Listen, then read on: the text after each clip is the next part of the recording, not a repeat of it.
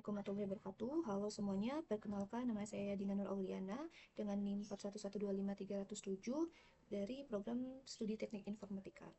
Pada video ini saya akan mempresentasikan hasil analisis artikel jurnal Sinta dengan judul Penerapan Design Thinking pada Perancangan Desain UI UX Sistem Tracking Kesehatan. Di sini saya akan membahas beberapa bagian sesuai dengan instruksi soal, mulai dari abstrak, latar belakang, metodologi penelitian, sampai informasi publikasi jurnal. Jadi langsung saja saya masuk ke pembahasan yang pertama. Nih, yang pertama ini identifikasi isi abstrak dan komponen yang akan dibahas, mulai dari latar belakang, tujuan, metodologi hasil, dan kesimpulan. Sebelumnya saya sudah membuatkan lembar jawaban. Di sini saya sudah menjawab di lembar jawaban saya. Yang pertama itu ada latar belakang. Di sini sudah di highlight dengan analisa dari jurnal Sintanya. Nah, pada latar belakang ini dijelaskan kalau penggunaan teknologi digital khususnya di bidang kesehatan itu sekarang cukup penting, termasuk juga di lingkungan pendidikan. Tapi di SMK bagi negeriku, pencatatan kesehatan siswa masih dilakukan secara manual. Karena di sini dijelaskan juga pada abstraknya. Nah, hal ini tuh bisa menyebabkan data kesehatan hilang atau tidak tersimpan dengan baik karena dibutuhkan sistem digital yang bisa membantu proses pencatatan dan pemantauan kesehatan siswa. Nah, tujuannya ini saya sudah highlight juga dengan warna biru. Tujuannya penulis ini ingin merancang desain UI UX sistem tracking kesehatan supaya bisa memberikan solusi yang lebih efisien dan membantu pihak sekolah dalam memantau kondisi kesehatan siswanya. Nah, untuk metodologi penelitian, di sini saya juga sudah highlight lagi dari abstrak. Oke, untuk metode penelitian ini menggunakan metode design thinking yang terdiri dari 5 tahapan, yaitu empathize, define, ideate, prototype, dan testing sesuai dengan kebutuhan penggunanya. Nah, hasil dari evaluasi tersebut menunjukkan skor SUSnya sebesar 85 dari 100 yang mengindikasikan tingkat keberagaman dan kepuasan pengguna yang tinggi. Itu yang dijelaskan oleh jurnalnya. Menurut saya hasil ini tuh menunjukkan kalau sistem yang dibuat memiliki tingkat usability yang cukup baik dan pengguna juga merasa nyaman saat menggunakannya. Nah, untuk kesimpulannya sendiri dari jurnal ini jelaskan bahwa penggunaan metode design thinking pada perancangan UI atau UX sistem tracking kesehatan mampu memberikan desain yang mudah digunakan dan memberikan pengalaman pengguna yang baik. Nah, poin B, apakah abstrak mencakup keseluruhan inti dari artikel? Jelaskan pendapat Anda. Nah, ketika saya menganalisa atau meneliti dari jurnal Sinta ini, menurut saya abstrak pada artikel ini sudah cukup keseluruhan inti dari penelitiannya. Soalnya di dalam abstrak itu sudah dijelaskan mulai dari masalah yang diangkat, yang tadi saya jelaskan, tujuan penelitiannya itu apa, metode yang digunakan, sampai hasil yang diperoleh. Jadi, walaupun pembaca belum membaca semua isi artikel secara keseluruhan, pembaca sudah bisa mendapatkan gambaran umum terkait penelitian tersebut hanya dari membaca abstraknya saja. Oke. Seperti masalah yang diangkat, urgensi penelitian, tinjauan pustaka, dan penelitiannya. Dan nanti saya diminta untuk bagaimana latar belakang ini tuh membantu pembaca memahami pentingnya penelitian. Beri komentar Anda. Baik, di sini juga saya sudah menuliskan di lembar jawaban saya. Untuk masalah yang diangkat, di sini sudah di-highlight ya. Nah, untuk yang pertama adalah masalah yang diangkat utamanya tuh yaitu proses pencatatan dan pengarsipan data kesehatan siswa masih dilakukan secara manual. Nih, di sini. Ini di pendahuluan ya. Nah, menurut saya, kalau masih dilakukan secara manual itu cukup beresiko karena data bisa saja hilang, sulit dicari atau bahkan ada data yang tidak tercatat dengan baik. Selain itu, karena sekolah ini menggunakan sistem berasrama ya, pihak sekolah dan pamong juga harus memantau kondisi kesehatan siswa setiap harinya.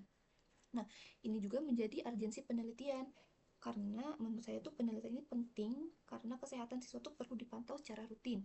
Kalau masih menggunakan cara manual yang tadi dijelaskan di masalah yang diangkat tadi, untuk prosesnya jadi kurang efektif dan memakan waktu. Nah, dengan adanya sistem tracking kesehatan berbasis digital, proses pemantauan tuh bisa dilakukan lebih cepat dan data tuh lebih rapi dan informasi juga tuh lebih mudah diakses saat dibutuhkan. Untuk tinjauan pustakanya, di sini peneliti menggunakan penelitian sebelumnya. Di sini di peneliti menggunakan Zotero dari jurnal-jurnal yang sudah diteliti sebelumnya. Nah, penelitian sebelumnya itu menggunakan metode design thinking juga dalam perancangan UI UX dan mendapatkan hasil usability yang cukup baik. Jadi dari penelitian-penelitian tersebut itu bisa dilihat kalau metode design thinking memang cocok digunakan untuk membuat desain yang mudah dipahami dan nyaman digunakan oleh pengguna. Di sini juga dijelaskan oleh peneliti tujuan dari penelitiannya itu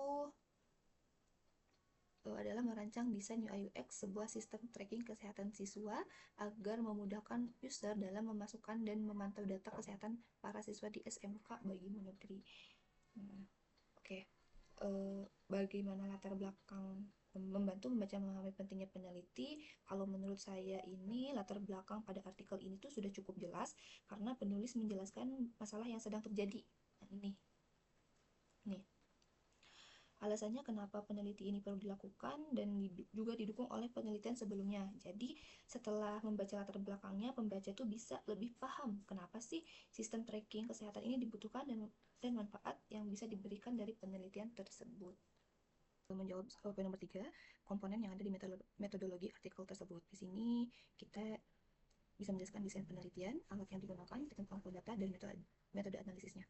Nah, pada artikel ini saya sudah menganalisa juga untuk desain penelitiannya. Nah, di penelitian ini si penulis itu menggunakan metode design thinking. Ya, di sini dijelaskan untuk merancang UI UX sistem tracking kesehatannya. Nah, menurut saya pada metode ini tuh cukup cocok dipakai karena fokusnya tuh lebih ke kebutuhan pengguna. Jadi sistem yang dibuat nantinya tuh memang menyesuaikan masalah yang dialami pengguna. Nah, di metode ini ada 5 tahapan, yaitu empathize, define, ideate, prototype, dan testing. Kalau dijelasin secara singkat, tahap empathize itu tahap untuk memahami kebutuhan masalah pengguna.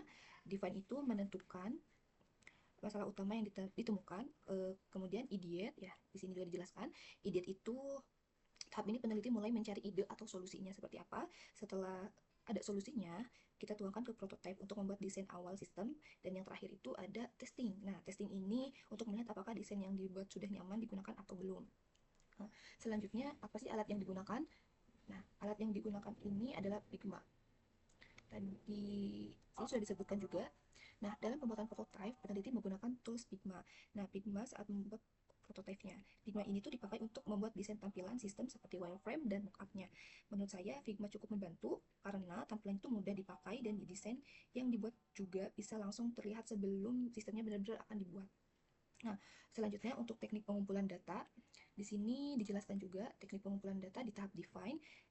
Jadi peneliti mencoba mencari tahu kebutuhan pengguna secara langsung, masalah yang sering dialami, dan fitur apa yang dibutuhkan pengguna. Peneliti melakukannya itu dari hasil wawancara dan observasi. Nah, menggunakan HMW, How Might We. Selanjutnya, metode analisis. Nah, metode analisis ini dijelaskan juga di jurnalnya. Dalam tahapan ini, peneliti itu menggunakan pengujian dengan metode SUS, System Usability Scale. SUS ini dipakai untuk melihat apakah sistem yang dibuat sudah nyaman digunakan atau belum berdasarkan penelitian dari pengguna. Dari hasil pengujian yang saya lihat ini, hasilnya itu 85,23 dari 100. Jadi hasilnya menunjukkan kalau sistem yang dibuat punya usability yang cukup baik. Nah, selanjutnya poin B, apakah metodologi sudah cukup jelas dan sesuai dengan tujuan penelitian?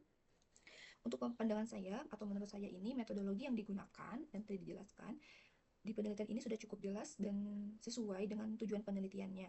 Soalnya dari awal sampai akhir dijelaskan secara beruntun, mulai dari mencari kebutuhan pengguna, membuat desain, sampai tahap pengujian. Nah, selain itu, metode design thinking juga cocok digunakan untuk penelitian UI atau UX karena lebih fokus ke pengalaman pengguna. Jadi bukan cuma membuat tampilan yang cukup bagus, tapi juga nyaman saat digunakan. Untuk selanjutnya, saya masuk ke nomor 4, yaitu mengenai tempat publikasi artikel dan style citasi yang digunakan. Yang pertama itu sebutkan nama jurnal, akreditasi Sinta, dan tahun publikasinya.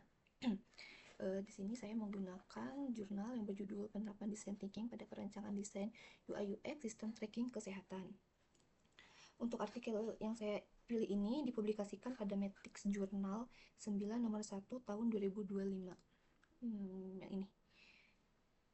Nah, dan berdasarkan informasi dari website Sinta, jurnal ini sudah terakreditasi Sinta 3. Sudah terakreditasi.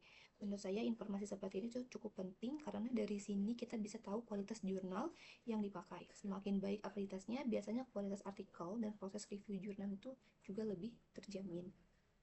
Untuk biaya publikasinya, selanjutnya untuk biaya publikasi berdasarkan informasi pada website resminya, di sini saya sudah menjawab di lembar UTS. Nah, di website resminya Matrix Journal mencantumkan adanya biaya publikasi atau article processing charge ini. Nah, biaya ini tuh biasanya digunakan untuk proses penerbitan artikel seperti proses review, editing, sampai artikel dipublikasikan. Nah, untuk selanjutnya, berapa sih minimal skor plagiasi yang disyaratkan untuk dipublikasikan di jurnal tersebut? Untuk batas plagiasi artikel yang akan dipublikasikan itu biasanya memiliki batas similarity di bawah 20% ya. Karena tujuannya ini supaya artikel yang dipublikasikan itu tetap menjaga keaslian penelitian dan menghindari tingkat kemiripan yang terlalu tinggi dengan peneliti lainnya.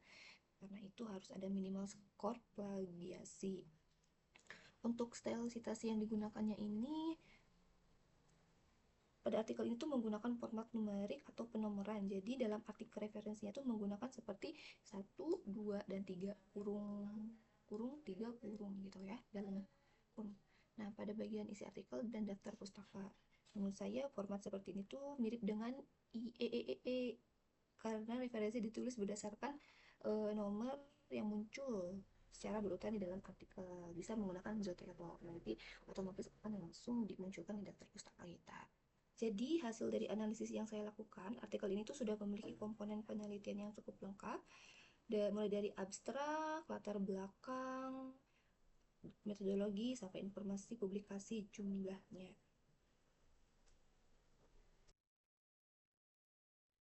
Oke, soal selanjutnya saya masuk ke soal nomor 2, yaitu membandingkan artikel jurnal yang sebelumnya sudah saya analisis dengan artikel yang saya buat sendiri. Untuk jurnal yang saya buat sendiri yaitu masih dalam proses. Nah, yang berjudul Perancangan UI UX Aplikasi Tixno menggunakan metode Design Thinking untuk meningkatkan pengalaman pengguna pada sistem pembelian tiket daring. Nah, untuk struktur artikelnya, kalau dilihat dari struktur penulisannya, sebenarnya tuh artikel jurnal Sinta dan artikel yang saya buat itu hampir mirip. Pada jurnal Sinta terdapat bagian abstrak pendahuluan, metode penelitian, hasil penelitian, kesimpulan, dan daftar pustaka. Sedangkan pada artikel Tixno yang saya buat juga sudah ada abstrak, pendahuluan, metode penelitiannya, kesimpulan, dan referensinya. Nah, untuk isi artikel, kalau dari isi artikelnya Jurnal Sinta membahas tentang perancangan UI atau UX sistem tracking kesehatan untuk membantu proses pencatatan dan pemantauan kesehatan siswa. Sedangkan untuk artikel yang saya buat ini membahas tentang perancangan UI UX aplikasi Tixno, yaitu aplikasi pembelian tiket konser secara online. Nah, permasalahan yang diangkat ini yaitu sistem yang lambat saat war tiket, tampilan aplikasi yang kurang mudah dipahami, dan juga adanya praktik percaloan tiket. Walaupun topiknya berbeda, keduanya sama-sama menggunakan metode design thinking dengan tahapan empathize, define, ideate, prototype, dan testing. Untuk kualitas artikelnya, kalau dari sisi kualitas artikel, menurut saya jurnal Sinta lebih matang karena pembahasannya itu lebih ringkas dan lebih fokus ke hasil penelitiannya. Sedangkan pada artikel Tixno yang saya buat, pembahasannya masih lebih banyak menjelaskan proses perancangannya seperti empathy maps, pain point, user flow, wireframe, dan prototype-nya. Tetapi artikel Tixno juga tuh memiliki hasil pengujian yang cukup baik karena memperoleh skor khusus sebesar 88 yang menunjukkan bahwa pengguna merasa desain aplikasi cukup mudah digunakan dan sesuai kebutuhan. Pada poin B ini, identifikasi kekurangan artikel dan perbaikannya. Selanjutnya saya akan menjelaskan beberapa kekurangan yang masih ada pada artikel yang saya buat. Yang pertama ini, hasil pembahasannya menurut saya tuh analisis hasil penelitian tuh masih bisa diperkuat lagi. Jadi bukan hanya menjelaskan tampilan desain, tapi juga menjelaskan alasan kenapa fitur tersebut tuh dibuat dan bagaimana fitur tersebut menjawab kebutuhan pengguna. Selain itu, penjelasan hasil khusus juga masih bisa dibuat lebih mendalam agar pembaca bisa lebih memahami arti dari hasil pengujian yang diperoleh. Oke, jadi secara keseluruhan artikel yang saya buat sebenarnya itu sudah cukup baik dan sudah mengikuti struktur artikel ilmiah, tetapi masih ada beberapa bagian yang perlu diperbaiki supaya lebih sesuai dengan standar jurnal terakreditasinya. Sekian pembahasan Oke, sekian pembahasan jawaban dari soal karya ilmiah. Kurang lebihnya mohon maaf. Wassalamualaikum warahmatullahi wabarakatuh. Selamat sore.